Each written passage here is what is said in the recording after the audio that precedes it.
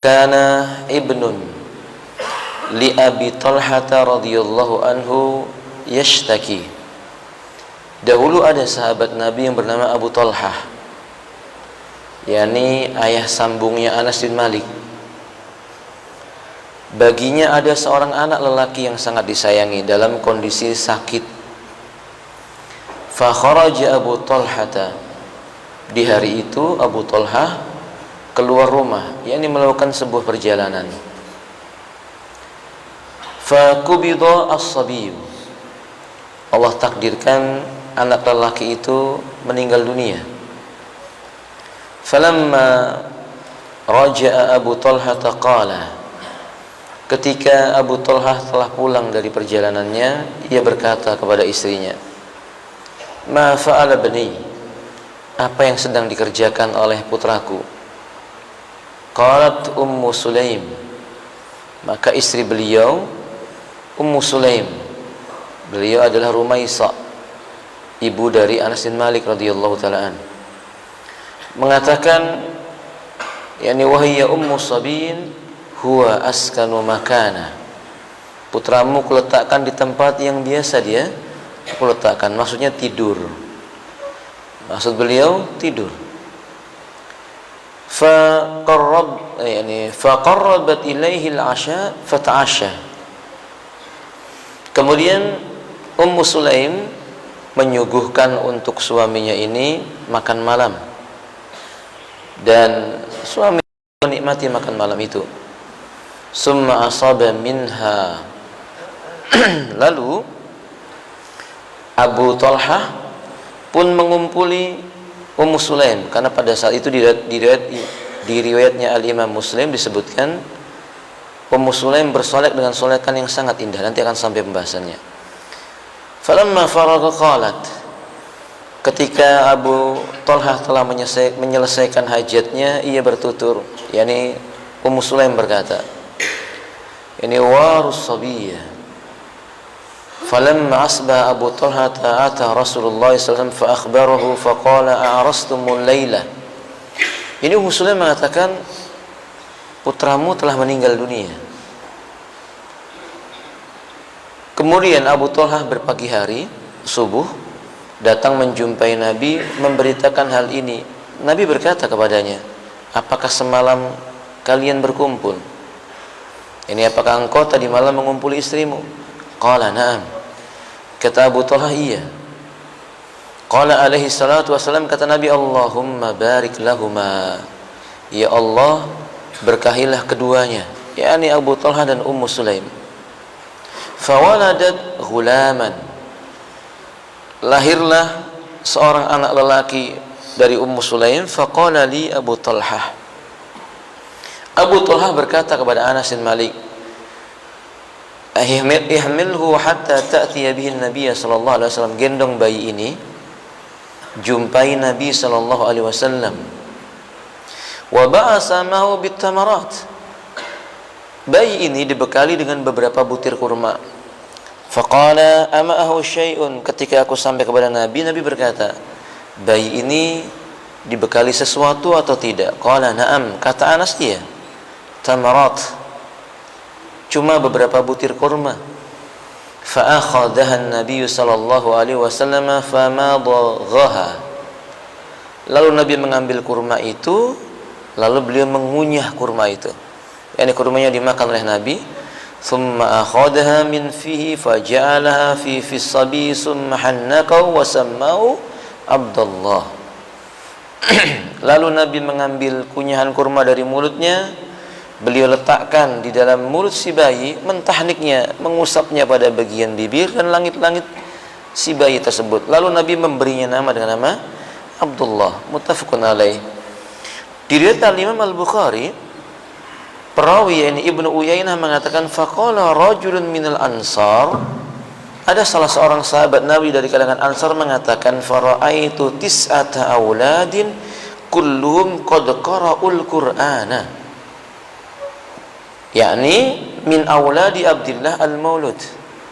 Aku menyaksikan, kata pemuda Ansar ini, dari Abdullah lahirlah 9 anak. keseluruhannya hafal Al-Quran dengan sebab doanya Nabi Sallallahu Alaihi Wasallam. Di riwayat Imam Muslim, lafadznya berbunyi, mata ibnun li Abi Thalha min Ummi Sulaim, putranya Abu Thalha dari Ummu Sulaim itu meninggal dunia. Faqalat li ahliha, Ummu Sulaim wanita yang cerdas, ia berpesan kepada anggota keluarganya, la tuhaddisu Aba Thalhata bibnihi hatta akuna ana uhaddisuhu, jangan ceritakan kematian putranya Abu Thalhah kepadanya sampai aku sendiri yang akan bercerita kepadanya. Kemudian kata beliau selanjutnya, faja'a faqarrabat ilayya asya'un fa'akala wa syariba, datanglah Abu Thalhah dilayani dengan makanan yang lezat, makan dan minum dengan lezat. Summa tasannat lau ahsana ma kanat tasannau qabla dzalik, Ummu Sulaim itu bersolek dengan solekan yang paling indah, berlaku dengan perilaku yang lebih baik dari yang sebelum-sebelumnya. Belum pernah dia lakukan hal itu kecuali pada malam itu. Faja'a faqa'a, kemudian kata beliau, fawaqa'a biha, maka hajatnya Abu Thalhah pun muncul, ia pun mengumpulinya. Falamma amra'at anna qad sabi'a wa asaban minha qalat, ketika Ummu Sulaim sudah melihat suaminya sudah kenyang, ia pun telah mendapatkan apa yang dia inginkan terhadap istrinya, Ummu Sulaim mulai berkata, ya Aba Thalhah, bahwa apa, orang Arab itu kalau dipanggil dengan panggilan kunyah Abu, itu merasa dihormati, merasa dimuliakan, dan itu adat mereka. Dalam Islam disebut dengan kunyah. Panggilan Abu kalau perempuan apa? Ummu, atau Ibnu kalau orang laki-laki.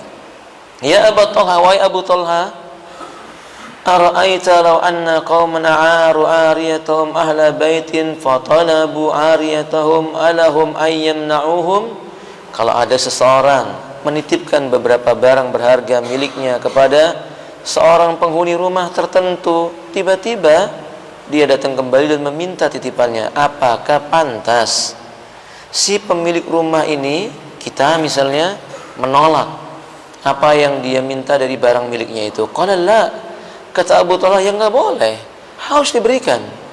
Faqalat fakhtasib ibnak, lalu beliau berkata, Abu Thalhah, anakmu telah wafat. Karena Ummu Sulaim tahu anak adalah titipan siapa? Allah Ta'ala. Mintalah ganjaran pahala kepada Allah Ta'ala atas kematian putramu. Faghadiba, maka kemudian Abu Thalhah pun nampak agak murka. Summa qala, kemudian dia mengatakan, yani taraktini hatta idza talaqtuhtu summa akhbartini bibni, kamu biarkan aku dalam keadaan bersenang-senang dengan kamu, setelah itu baru kamu beritahukan bahwa anakku wafat. Fantalaqa hatta ata Rasulullah SAW fa akhbaro bima kana, ia pergi menjumpai Rasulullah kemudian memberitakan kejadian ini. Faqala Rasulullah, inilah sikap bijaknya Nabi. Mendengar berita itu Nabi berkata, barakallahu fi lailatikuma, semoga Allah memberkahi malam kalian berdua tadi malam itu. Qala fahamalat, kata Anas bin Malik, qadarallah Ummu Sulaim hamil. Qala wa kana Rasulullah SAW fi safarin wa yama'u wa kana, ini kisah ini panjang sampai pada intinya, ikhwati alwayakum, sama dengan kisah yang di awal itu. Nabi mentahnik anak tersebut, kemudian memberinya nama dengan nama Abdullah. Faedah hadis yang mulia yang panjang ini yang terdapat dalam kitab Riyadhus Shalihin, hadis yang nomor yang ke-44.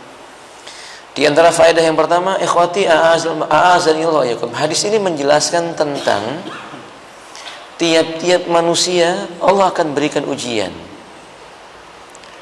dan ujian itu semakin besar ganjarannya, menandakan tingginya keimanan ketika seseorang itu berada pada puncak-puncak kebaikan. Dan itu pertanda bahwa Allah menghendaki kebaikan pada dirinya. Maka di riwayat yang lainnya juga dari Anas bin Malik radhiyallahu ta'ala, di hadis yang nomor yang ke-43, Rasulullah sallallahu alaihi wasallam bersabda, "Idza aradallahu bi 'abdihi khaira." Bila Allah Ta'ala menghendaki hambanya yang ada di dunia itu memiliki kebaikan, ajjala lahul uqubah, Allah akan menyegerakan sebuah ujian, hukuman fid dunya, di dunia. Wa idza aradallahu bi 'abdi syarra, tapi bila Allah kehendaki seseorang hamba itu berada dalam kejelekan, amsaka anhu bidzanbihi, sebab dosa yang dia lakukan di dunia itu tidak segera dihukum, ditunda hatta yuwafi bi yaumil qiyamah, tapi nanti hukuman itu disempurnakan siksaannya pada hari kiamat. Lalu Nabi mengatakan, inna idhamal jaza ma'a idhamil bala, sungguh besarnya ganjaran yang Allah berikan kepada seorang hamba itu berbanding lurus dengan besarnya bala yang menimpa dia. Cobaan, akhi a'azlayakum, salah satu cobaan yang paling berat bagi seorang itu ditinggal wafat anak lelaki. Anak laki-laki itu kebanggaan bagi orang laki-laki, kebanggaan bagi sebuah keluarga. Makanya Allah mengatakan dalam Al-Quran, yauma la yanfa'u malu wala banun. Allah tidak mengatakan yauma la yanfa'u malu wala duriyatuhum, tapi Allah katakan banun, lebih spesifik lagi, illa man atallah biqalbin salim, hari di mana tidak akan bermanfaat harta benda dan anak-anak lelaki.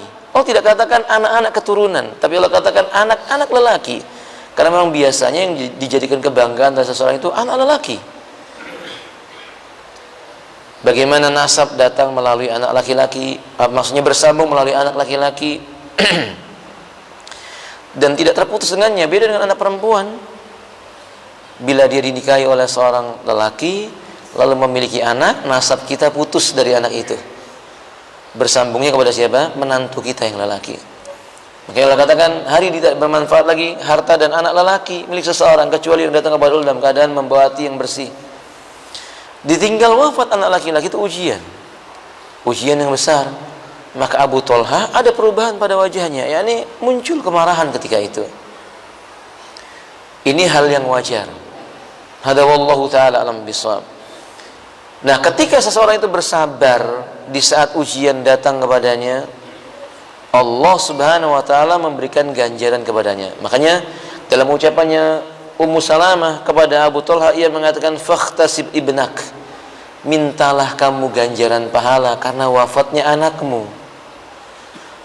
Faedah yang kedua, berarti dianjurkan kita ketika ditimpa musibah, bukan hanya tentang masalah kematian keluarga, musibah apapun, jangan lupakan meminta pahala. Maka sebab itu An-Nawawi rahimahullah menyebutkan, la yusabu rajulun bimusibatihi alladhi asaballahu ta'ala alaihi walakinna yusabu bisabrihi wa ikhtisabu ilallah ta'ala bi ajrin.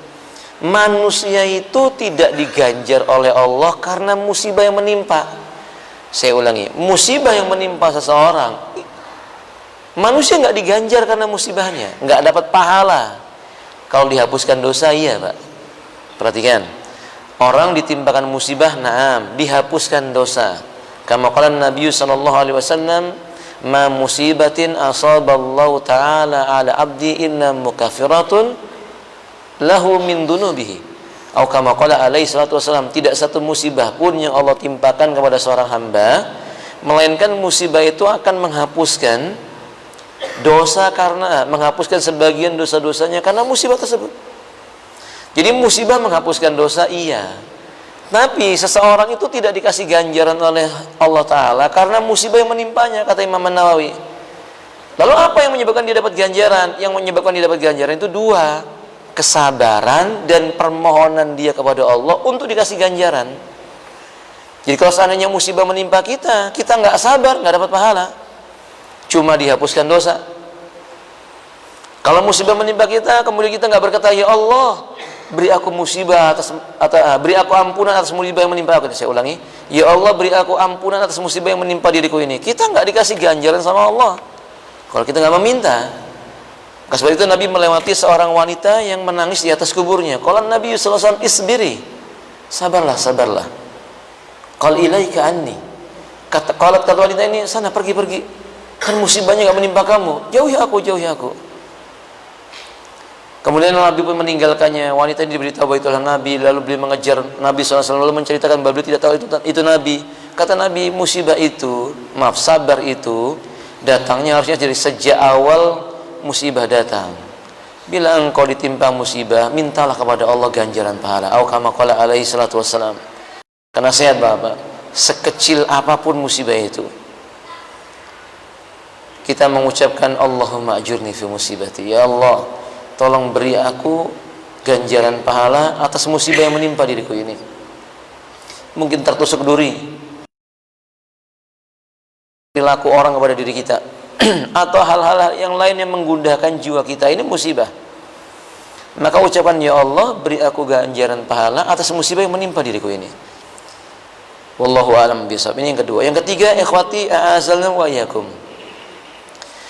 Hadis ini menunjukkan tentang kecerdasan seorang wanita yang bernama Rumaisa atau Ummu Sulaim, ibunda dari Anas bin Malik radhiyallahu taala an.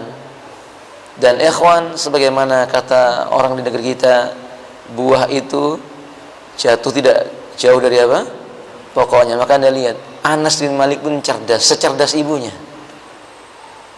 Anas adalah muridnya Rasulullah sejak usia 7 tahun bersama dengan Nabi, dan kurang lebih beliau menemani Nabi di akhir-akhir hidup Nabi itu kurang lebih 10 tahun. 10 tahun bersama Nabi, siang dan malam. Maka wajar dia menjadi sahabat yang mulia, lagi cerdas. Ibunya pun wanita yang baik, lagi cerdas. Apa bentuk kecerdasannya Ummu Sulaim? Ummu Sulaim faham cara menutupi kesedihan. Kalau seorang laki-laki bersedih ditinggal wafat anak laki-lakinya, kita katakan wanita jauh lebih bersedih karena dia yang mengandung anaknya selama 9 bulan. Laki-laki tidak. Laki-laki cuma taunya anaknya ada pada perut ibunya, selalu berkata jaga anak saya. Dia tidak tahu bagaimana penderitaan seorang wanita dalam menjaga kandungannya. Maka wanita jauh lebih sedih. Tapi Ummu Sulaim mampu menahan kesedihannya dengan cara apa ya kawan? Bersolek, berdandan yang terbaik. Bahkan ia tidak lupa melakukan tugasnya buat suami. Walaupun tugas ini memasak, menyuguhkan makanan, menyediakan minuman, itu kata Imam Abu Hanifah hukumnya mustahab, tidak wajib. Melayani suami di tempat tidur hukumnya wajib. Maka Ummu Sulaim menggabungkan dua hal. Hal yang pertama yang bersifat mustahabbah, berdandan dengan dandanan yang bagus, solekan dengan solekan yang baik. Ini sesuai dengan hadis Nabi SAW yang Nabi mengatakan ketika ditanya, ya Rasulullah, ayyul mar'ati khair, wanita terbaik itu yang bagaimana? Qala alaihi salatu wassalam, tasurruka idza nadartaha ilaiha. Atau kama qala alaihi salatu wassalam, kata beliau, wanita terbaik di antara kalian, di antara mereka, wanita yang bila kamu suaminya memandang dia, maka tumbuh hasratmu kepadanya, kamu suka dengannya. Dan itu sudah dilakukan oleh Ummu Sulaim. Beliau bersolek dengan solekan yang sangat indah. Dan bapak perlu diperhatikan, di masa itu tidak sama dengan kita, lampu terang. Kalau istri berdandan kelihatan. Ini Ummu Sulaim dandanannya sampai membuat Abu Thalhah itu tertarik, sangat tertarik dengannya, menandakan bahwa solekannya Ummu Sulaim saat itu betul-betul luar biasa. Karena lampunya nggak sama dengan kita pada hari ini, Bapak. Membuat Abu Sulaim berhasad dengannya, dan itu berarti terbukti udah ucapan Nabi. Dan dia mengamalkan hadis Nabi. Bersolek di hadapan suami, nasihat buat ibu-ibu di belakang sana. Belajar di hadapan suami berdandan, jangan kebalik, malah menentang firman Allah Ta'ala. Allah mengatakan, waqarna fi buyutikunna wa la tabarrajna tabarrujal jahiliyatil ula. Tinggallah kalian di rumah kalian. Perempuan itu tempatnya di rumah.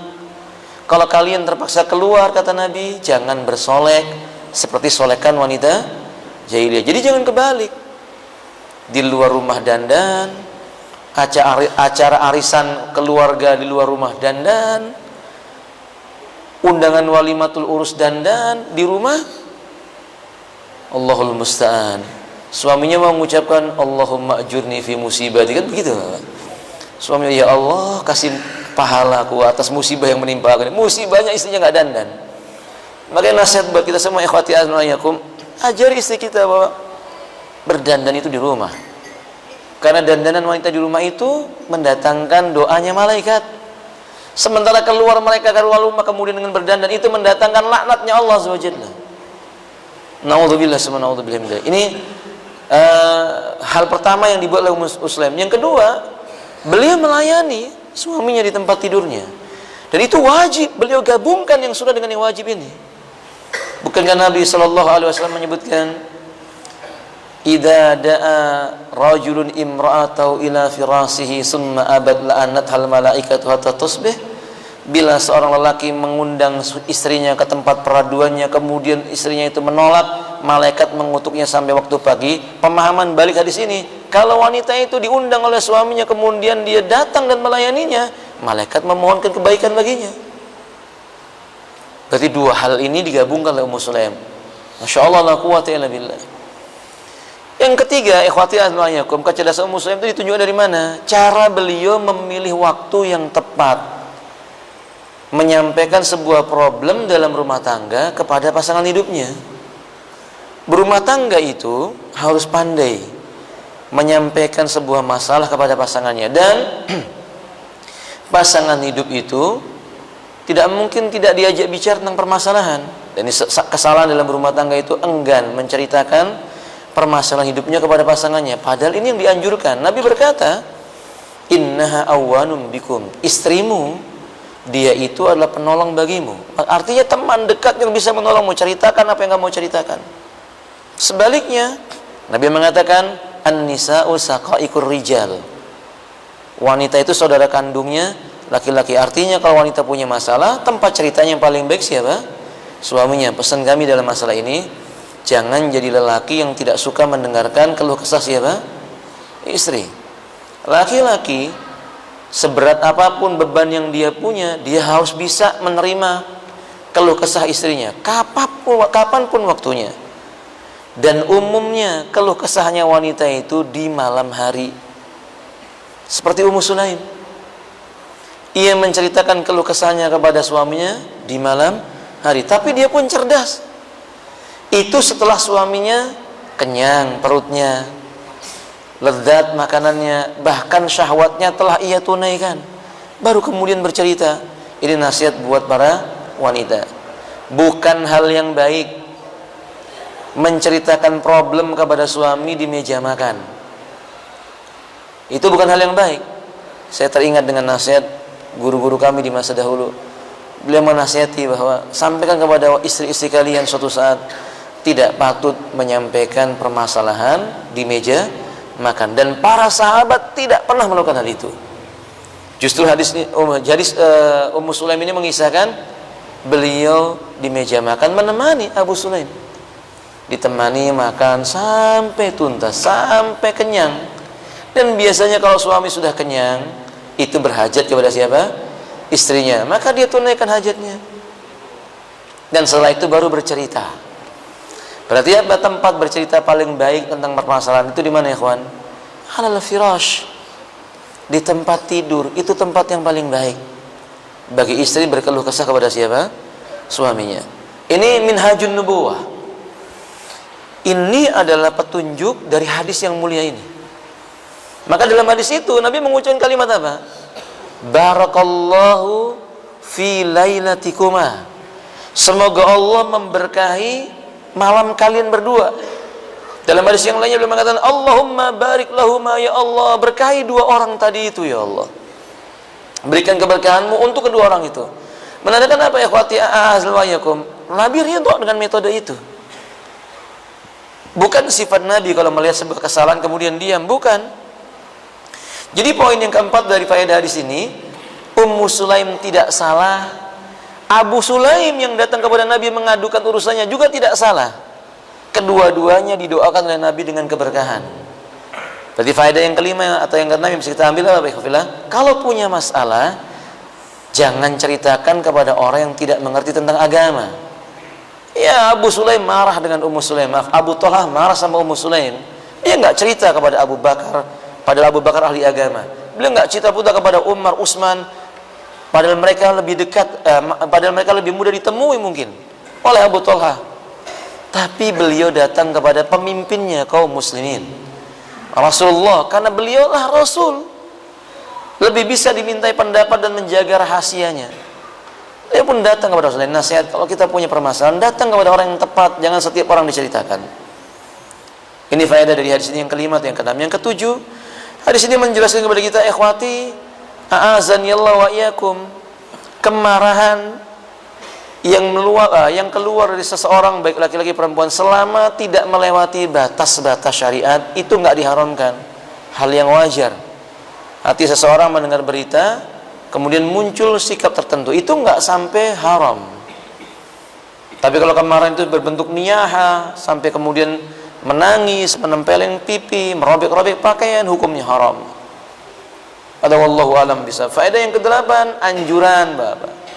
Ketika orang punya permasalahan, itu membesarkan hatinya dengan doa. Lafaz yang dikeluarkan, barakallahu fiik. Kalau ada orang dalam kondisi marah, salah satu obat yang bisa kita berikan kepadanya dengan mendoakan barakallahu fiik, barakallahu fikuma, barakallahu lak, barakallahu lakuma, barakallahu laha, barakallahu lahu aw lahuma. Doa-doa seperti ini yang kita ucapkan. Kadang kita cuma berkata sabar, sabar, sabar. Apakah itu salah? Tidak salah. Tapi dengan mengatakan ya Allah berkahi dia, itu jauh lebih utama lagi. Setelah kita mengatakan sabarkanlah dirimu. Ini yang hilang dari sebagian kaum muslimin, kadang enggan apa? Mendoakan. Malah kadang ketika berseteru dengan pasangannya malah mengucapkan kalimat semoga Allah tidak memberkahimu. Ini kebalikannya. Naudzubillah summa naudzubillah min dzalik. Kemudian ikhwati a'azlu ayyakum, dampak doa itu luar biasa. Dampak doa itu luar biasa karena Allah sudah berjanji dalam Al-Quran, idza sa'alaka ibadi anni fa inni qarib ujibu da'watad da'i idza da'ani. Apabila hambaku bertanya tentangku kepadamu, katakan aku ini dekat, aku senantiasa mengabulkan doa orang yang meminta kepadaku. Berarti nas ini menjelaskan, siapapun orangnya meminta kepada Allah, Allah kasih. Dapat tahu? Orang kafir minta kepada Allah. Orang kafir minta kepada Allah, minta dipanjangkan umur, minta disembuhkan penyakit, Allah kasih. Lalu bagaimana mungkin seorang mukmin bertauhid, mencintai sunnah Nabi, minta kepada Allah kemudian tidak dikabulkan? Nggak mungkin. Maka Allah akan kabulkan. Gunakan lisan yang telah Allah karuniakan kepada kita ini dengan kalimat-kalimat yang baik. Kalau doa, doa kebaikan. Nabi berkata, la tad'u ala anfusikum wala ala ahlikum wala ala amwalikum. Jangan berdoa kejelekan atas dirimu, atas keluargamu, jangan pula atas harta benda milikmu. Maka kalau dianjurkan doanya itu doa kebaikan, maka lafadznya dengan kalimat la, lam, huruf lam yang maknanya untuk, bukan ala. Nabi katakan Allahumma barik lahuma, ya Allah berikanlah keberkahanmu untuk mereka berdua. Hadza ya ikhwati al-mayakum. Faedah berikutnya ikhwati al-mayakum, pengabulan doa dengan bentuk keberkahan itu macam-macam. Ada dengan ketenangan. Dalam hal ini salah satu bentuk keberkahan itu apa ya kawan? Anak keturunan. Akhi, sebagian saudara kita diuji oleh Allah tidak memiliki keturunan. Maka ketika kita diberi oleh Allah keturunan, bersyukur. Itu bagian dari keberkahan yang Allah berikan kepada kita. Maka zalim, kalau seorang ayah telah diberi oleh Allah Subhanahu wa taala keturunan, ia pukul seperti memukul budaknya. Ia telantarkan seperti menelantarkan budak-budak mereka. Naudzubillah summa naudzubillahi min dzalik. Kafa bil mar'i ism. Kata Nabi, cukup orang itu dikatakan sebagai penjahat. Kapan itu ikhwan? Ayyudayya, ketika dia meremehkan, menelantarkan siapa? Orang yang berada di bawah tanggungannya, istrinya, anak-anaknya. A'udzubillah summa a'udzubillah min dzalik. Faedah yang berikutnya ikhwati a'azlu ayyakum. Qala ulama'una, ulama kita menyebutkan di antara faedah di sini adalah anjuran ketika memiliki keturunan atau baru dilahirkan anaknya menyampaikan kabar gembira. Maryam saja ketika beliau hamil, malaikat memberi kabar gembira kepadanya. Demikian pula keluarga Imran, ketika telah lahir darinya anak, Allah memerintahkan menyampaikan kabar gembira kepada manusia. Rasulullah SAW, lahir anak beliau, lahir cucu beliau, beliau sampaikan kabar gembira itu. Sunnah ketika keluarga kita melahirkan, maksudnya istri kita melahirkan, sampaikan cerita itu kepada orang lain. Tapi nasihat tidak disukai Bapak, difoto, disebar-sebarkan melalui media sosial foto bayi itu. Kasihan si bayi, karena kita tahu tidak semua orang bisa membaca u'iduka, atau kalau perempuan u'iduki bikalimatillahi tammah min kulli syaitani wahamah wa min kulli ainil lamah. Memperlindungkan anak itu dari pandangan mata orang yang hasad. Kita khawatir bayi-bayi yang kita foto disebarkan di media sosial, lalu ada orang melihat, lalu muncul hasad dan kedengkiannya, anak kita terkena apa? Penyakit apa, ikhwan? Ain namanya. Nabi yang mengatakan al-ainu haqqun. Penyakit ain itu benar-benar ada. Cukuplah membuat tulisan, telah lahir anak saya, mohon doa kebaikannya buat putra saya. Baik, cukup itu. Tidak perlu menyebarkan apa? Foto-fotonya. Hada wallahu alam bisawab. Kemudian faedah yang berikutnya, anjuran membawa anak kepada orang saleh. Untuk apa? Pertama, untuk ditahnik. Yang kedua, untuk diberi nama. Ini yang kita menyebutnya dengan tasmiyah. Jadi Bapak, cara mentasmiyah, tasmiyahan bahasa orang kita itu. Tasmiyahan itu gampang, bawa saja ke orang soleh, suruh dia memberi apa? Nama. Itu sudah mudah. Nggak mesti harus pakai apa namanya? Kelapa hijau, yang nanti rambutnya dipotong, ditaruh di kelapa hijau itu. Nggak mesti ya seperti itu. Dan bahkan memang nggak disyariatkan. Nggak disyariatkan, ikhwati anwaniyakum. Nabi sering seperti ini. Abu Musa al-Asy'ari ketika istrinya melahirkan, cepat-cepat hari itu juga habis melahirkan, dibawa oleh Abu Musa sambil berkata, ya Rasulullah, ada waladi waladatu ummu. Anakku baru saja dilahirkan oleh ibunya. Kata beliau, ud'ullaha lahu wasammi, tolong beri nama dan doakan kepada Allah untuknya. Nabi mengatakan, barakallahu fihi sammaitu Ibrahim, aku kasih nama dia Ibrahim. Di hadis ini Nabi menamainya siapa? Abdullah. Dan Nabi itu orang yang paling konsekuen. Kenapa paling konsekuen? Karena Nabi sudah menyampaikan dua nama, ismani ahabbu ilallahi tabaraka wa ta'ala, lebih disukai oleh Allah Ta'ala. Dua nama yang paling disukai oleh Allah Ta'ala, salah satunya adalah nama Abdullah. Maka kebanyakan para sahabat Nabi kalau datang kepada Nabi minta diberi nama, Nabi menamainya dengan apa? Abdullah. Dan para sahabat gak ada yang mengatakan si fulan juga Abdullah ya Rasulullah. Enggak.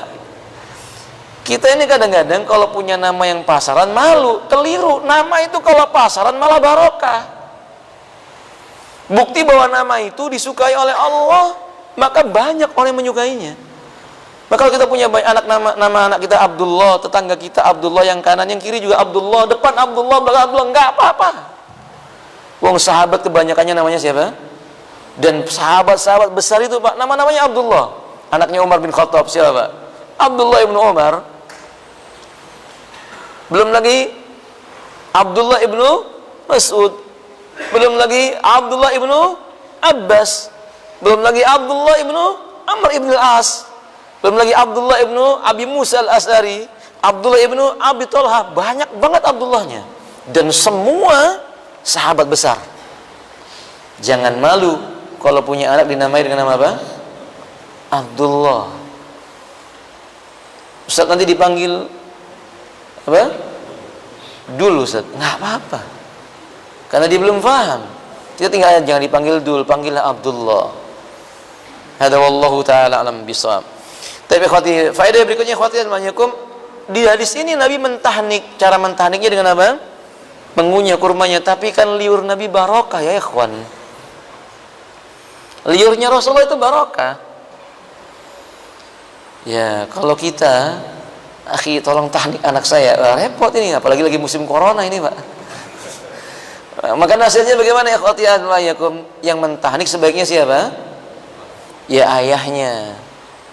Ayahnya yang mentahnik. Sebagian ulama ditanya, boleh enggak kalau menggunakan kurma yang sudah apa namanya? Cair, sari kurma. Maka jawaban para ulama boleh, karena yang tujuan dikunyahnya itu biar mudah dicerna oleh siapa? Si janin. Walaupun meninggalkan sebagian sunnahnya tadi itu, tapi itu diperbolehkan. Ada wallahu taala alam bisawab. Jadi tahnik itu di mana, Pak? Bibir dan apa? Langit-langit bagian atas. Nabi memasukkan jarinya ke bibirnya si bayi dan ke dalam rongga mulutnya si bayi tersebut. Di hadis yang lainnya sampai-sampai Ummu Salamah berkata kepada Anas bin Malik, jangan ada sesuatu pun yang dimasukkan ke dalam perut anak ini sebelum Rasulullah SAW memberikan pengarahan buat kita. Di hadis yang lainnya Abu Talha berkata kepada Ummu Sulaim, kata beliau, jangan disusui dulu, kata Abu Talha. Jangan masukkan air susu ke dalam mulut anak ini sebelum sesuatu dimasukkan Rasulullah ke dalam mulutnya. Begitu lahir langsung dibawa sampai kepada Nabi, diberi tahnik, kemudian baru disusui oleh ibunya. Masya Allah, la quwwata. Berarti nasnya apa ya? Dari ini menunjukkan tahnik itu sebelum disusui. Dan kesalahan kita sebagiannya, walaupun ini tidak dilarang, bayi begitu lahir langsung diberi air apa? Susu, kemudian beri tahnik. Ternyata urutannya yang benar adalah ini dijelaskan oleh Al-Imam Ibnu Qayyim rahimahullah taala. Tahnik dulu. Sudah ditahnik baru kemudian tahniknya itu baru lahir, Pak, bukan 7 hari kemudian. Kalau 7 hari kemudian itu apa? Akikah. Dan halak, dicukur apa? Gundul rambutnya. Pemberian nama boleh nggak ditunda? Boleh. Karena Nabi mengatakan tudbahu yawma sabihi wa tusamma wa tuhlak. Di hari ke-7 itu dia disembelihkan hewan, dicukur rambutnya dan diberi nama. Maka penamaan boleh ditunda. Tapi yang disukai disegerakan dengan namanya. Ada wallahu taala alam bisawab. Faedah berikutnya, ikhwati, a'azani Allah wa iyyakum. Jadi ini menunjukkan tentang apa? Kecerdasan Anas bin Malik dalam meriwayatkan sebuah hadis. Riwayat ini kan terjadi di rumahnya Anas bin Malik, di rumah ibunya. Beliau meriwayatkannya lengkap dengan kejadiannya. Bahkan dari situ disebutkan beliau menceritakan bahwasannya bagaimana Abu Talha tertarik dengan siapa? Ibunya. Kesimpulannya ini kecerdasannya seorang rawi yang bernama Anas bin Malik. Anas bin Malik bukan bapaknya Imam Malik bin Anas. Saya ulangi, Bapak. Anas bin Malik itu bukan bapaknya Malik bin Anas. Malik bin Anas tidak ada hubungannya dengan Anas bin Malik. Malik bin Anas, ikhwati azwaniyakum, ini keturunan salah seorang yang mulia dari negeri Yaman. Maka sukunya ini dari asal negeri Yaman. Malik bin Anas, Imam Malik. Sedangkan Anas bin Malik ini orang penduduk Madinah asli. Penduduk Madinah asli. Di Madinah itu ada suku Khazraj dan Aus. Dan Anas dari Khazraj. Jadi bukan dari Yaman. Nah, kalau misalnya seandainya kita berkata, kalau kita punya prasangka bahwa Imam Malik adalah anaknya Anas bin Malik, ini salah. Ini sebab apa? Kekeliruan. Dan ini kesalahannya fatal. Kenapa? Karena menasabkan dan menisbatkan seseorang kepada bukan bapaknya. Bahaya.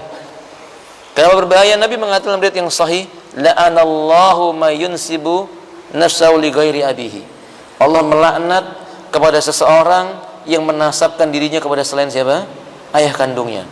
Kata Al-Imam Ahmad, hadis ini mengenai siapapun yang ingin menasabkan orang lain kepada orang lain padahal dia bukan bapaknya, terkena laknatnya Allah SWT. Makanya Nabi SAW dahulu menasabkan anak angkat beliau yang bernama siapa, ya, Zaid. Dulu Zaid itu dipanggil dengan bapaknya Usama.